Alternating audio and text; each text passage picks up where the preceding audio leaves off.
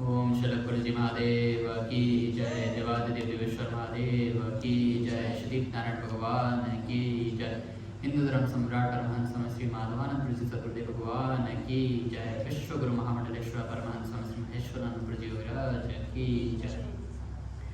सदाशिवसमारम्भां शङ्कराचार्यमध्यमाम् अस्मदाचार्यपर्यन्तां वन्दे गुरुपरम्पराम्। गुरुर्ब्रह्मा गुरुर्विष्णु गुरुर्देवो महेश्वरः, गुरुर्साक्षात् परब्रह्म तस्मै श्रीगुरवे नमः। मन्नाथ श्रीजगन्नाथ मद्गुरु श्रीजगद्गुरु ममात्मा सर्वभूतात्मा तस्मै श्रीगुरवे नमः। Good evening, everyone. Hope you had a nice day. So one day I was going through my social media. So one person asked me, can non-sannyasi people, like normal people, or I wouldn't call them normal, but I would call them people who live in Grasta ashram, can they also attain self-realization? As I am not obviously self-realized, so I have no idea, but that's why we have our beloved Gurudev, who guides us to that path. In our Indian culture, we, as you know, we have 4 ashrams: Brahmacharya ashram, Grasta ashram, Vanprastha ashram, and Sannyas ashram. So the question was, do you have to become a sannyasi? Do you have to renounce all other types of ashrams to attain self-realization or to become one with God? As per my knowledge, as what I was reading or listening, or the knowledge which I've gotten from Gurudev or from many spiritual people, is that we don't really need to be a sannyasi to attain self-realization or to attain self-realization or to attain moksha. Enlightenment is the right of everyone. We all have the right to attain self-realization. It just is how you are inside, how you feel, how you are within yourself. The main 2 parts in sannyas life is, one of the main things is renunciation. Swami Avatar Puri used to say the main 2 things in sannyasa life which we should try to renounce, or which are the causes which stop us, are wealth, greediness of wealth, that we are greedy to get something, or lust. So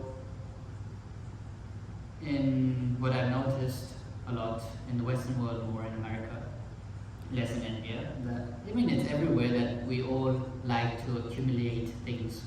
We all like to get more and more. For us, maybe you have seen also, like the homeless people or the beggars, they have a bunch of stuff on their back, a big bag, even though they don't have much in life, but still they are carrying so much burden or so many things, and it's not like it's essential things in their bags.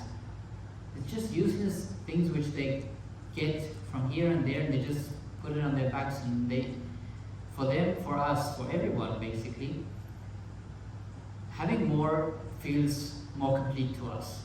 If we get more and more stuff, we feel more and more, we have something in life. But what we should go for is, we should go for more and more spiritual, more and more gyan, more and more knowledge we should accumulate, not more and more stuff. Like in America, or maybe also in Europe or in India, but in India I don't see houses with garages and driveways and this and that. It's more in the Western world, so people accumulate things more and more in the house. When the house starts getting full, then the car comes in the driveway, and the garage starts to become cluttered with more and more things. We never see what's in the garage. Maybe once in a year, once in a few months, we go and check, okay, maybe we need this or we need that, and we take it out. But garage is slowly converted into a storeroom. Then when the house and the garage both are full, then people intend to buy a storage unit to stuff more things. More and more for us is more and more. People intend to feel more complete, more content, more happy with more and more things. So that's a part of maybe greed, or this world or the samsara works in the way. There's a beautiful story of a monkey and a farmer. There's a naughty monkey, which is us humans, us jeev, and that monkey likes always to come to the farmer's farm and steal vegetables or steal things. So the farmer was quite angry with that, what the monkey was doing. So what the farmer decided to do was he took a narrow-headed bottle, which was only thin enough that the monkey could put his hand in, and he put a vegetable in there. And when the monkey came, he stuck his hand, greed, he stuck his hand inside that narrow-headed bottle, and he grabbed the vegetable and he tried pulling it out. There was enough space that he could put his hand in, but when he made a fist to grab it and try to pull it out, his hand got stuck. So that's greed. It's easy. Then the farmer came with a stick from the back from his house to beat him up or to throw him away or to send him away. But it would be much easier if he would just let go and pull his hand out. But what did he decide to do? It's not his fault. It's how the world works. The world works. We need things. We are attracted to things. We are more and more attracted to things, and that's why we don't want to let go. The monkey could easily let go of the vegetable, put his hand out and climb up the tree and be happy. But no, he kept hold of it. So in the same way, when you take or when you get sannyasa, then you are taught or you are supposed to let go of things and come out. But that's not necessarily that only sannyasas can do that. People who are living in grastashram, in vanaprasthashram, in brahmacharya ashram, in any ashram, they can also do the same. It's just how your thinking is, how you are innerly, how you are. If you change your thinking, if you become more spiritual, what I say is, no matter which ashram you are in, you should try to become more spiritual innerly than outwardly. If a monk or if a sannyasi is a sannyasi, but inside he has a longing of lust, or he has a longing of greediness, or yes, we all have the feelings that we want more and more in life. But we should slowly try to renounce those things and get rid of those things and just focus on one goal. And what is that one goal? To focus on the words and to listen to our Gurudev and see what he has to say. If everyone becomes monks, then there will be no population anymore, because no one will get married. So that's also not possible. And not everyone are in that stage or at that place where they can take the decision that now I want to become a monk, I can leave everything. Everyone has their family issues. They have some issues in life. In Hinduism we have pandits, priests. In Christianity we have fathers, or we have imams. They all get married and they are still somehow spiritual. So we all should try to become more spiritual and more driven towards spirituality, driven towards God, or to realize who God is. And in that way we can progress in our life and also attain self-realization by the grace of Gurudev. Guru, Sadguru is one person who helps us, or who guides us, who shows us the path towards God or towards self-realization.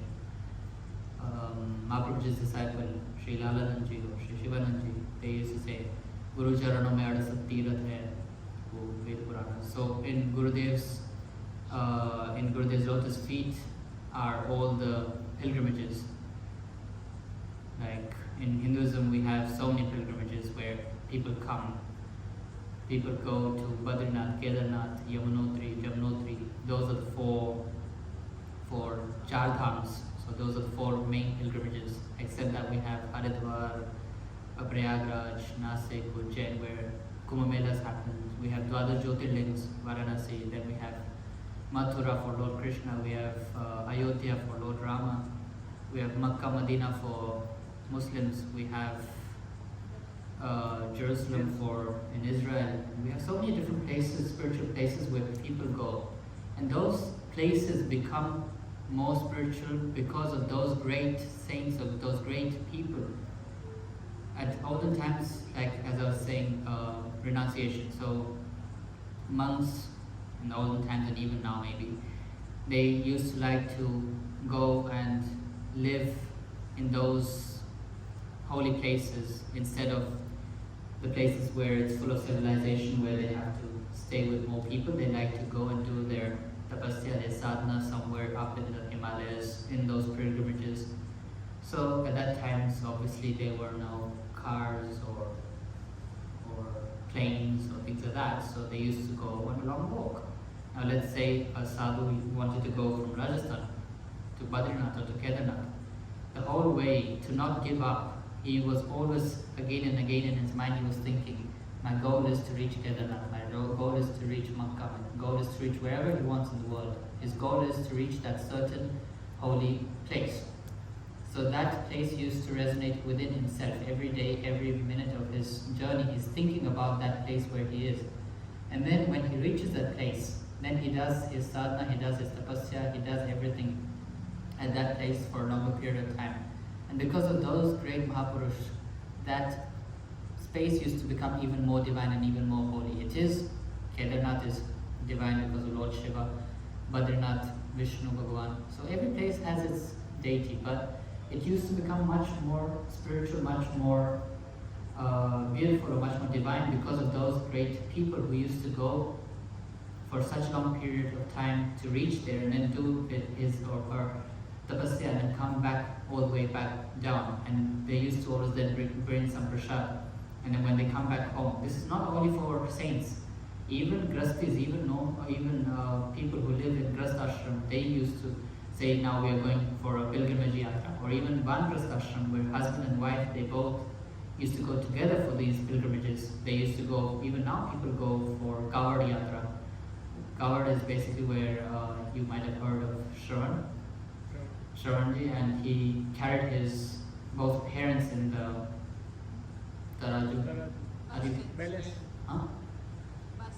baskets or whatever, and they used to go for this long yatra. So even now, if they don't take their parents, they take some belongings or something.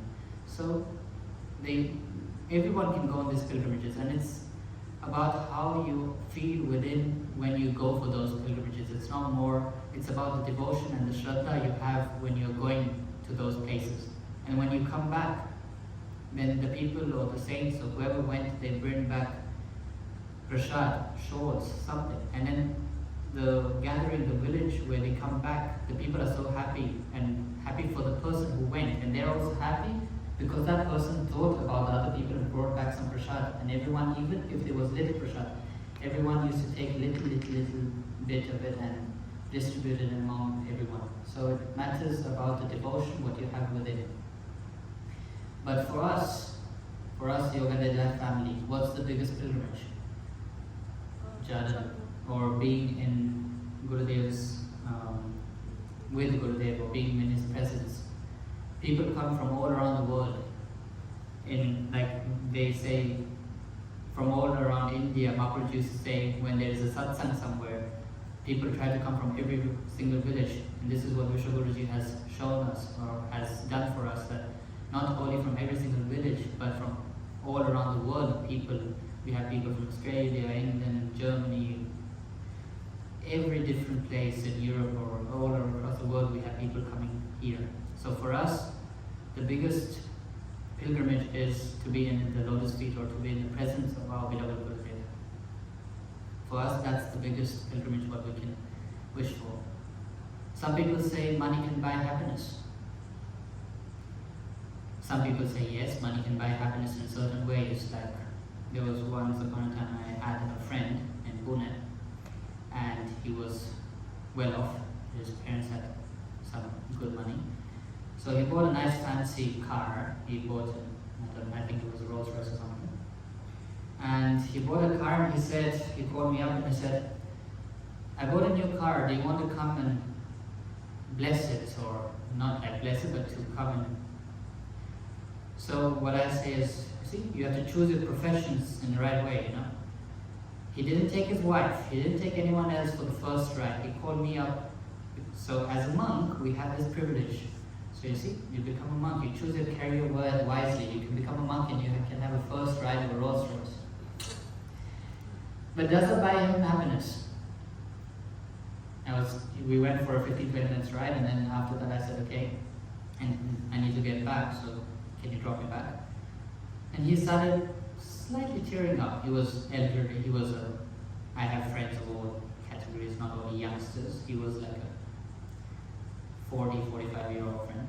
So he was like, okay, he started getting upset, and I said like, it's a happy day for you. You bought a new car, and such a nice car, and you have everything in life. Why are you sad?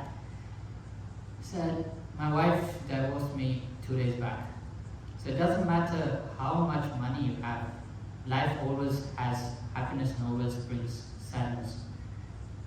Life is always up and down. It's like a roller coaster. What goes up will come down. What goes down will also come up. So if there is happiness, it's not going to be forever. If there's sadness, it's also not going to be forever. Happiness comes for a limited time. Sadness also comes for a limited time. So just enjoy that time of happiness, what you have. But what can buy us happiness? Money can buy us limited period of happiness. Belongings can buy us also some type of enjoyment of fulfillment. But what buys us permanent happiness? Sadhana, mala, bhajans, satsang, not kusam, but satsang. Being in the presence of Gurudev, listening to him, or just even if he doesn't talk or give lectures, just being in the atmosphere near him, just being with him brings us happiness. So try to find happiness in those little things and those spiritual things instead of these worldly happinesses which we intend or searching.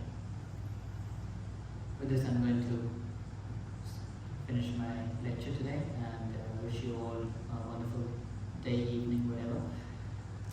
न कर्मणा न प्रजयातनेन त्यागेनैके अमृतत्वमानुषो परेण नाकं निहितं गुहायां विभ्राजते तद्वितो विशन्ते वेदान्तविज्ञानस्निश्चितार्था सन्न्यासयोगादत्यक्षुद्धसत्त्वाः ते ब्रह्मलोके तु परान्तकाले परामृतातुनिमुच्छन्ति सर्वे दारं विपापं परमेश्वरभूतैः पुण्डरीकं पुरमध्य सद्ग्रस्तम् तत्राविदहरं गगनं विशोकस्तस्मिन् निरन्तस्तदुपास्तव्यम् यो वेदादौ स्वरः प्रोक्तो वेदान्ते च प्रतिष्ठितः तस्य प्रकृतिलीनस्य अपरस्य महेश्वरः हरिः ओं तत्सत्।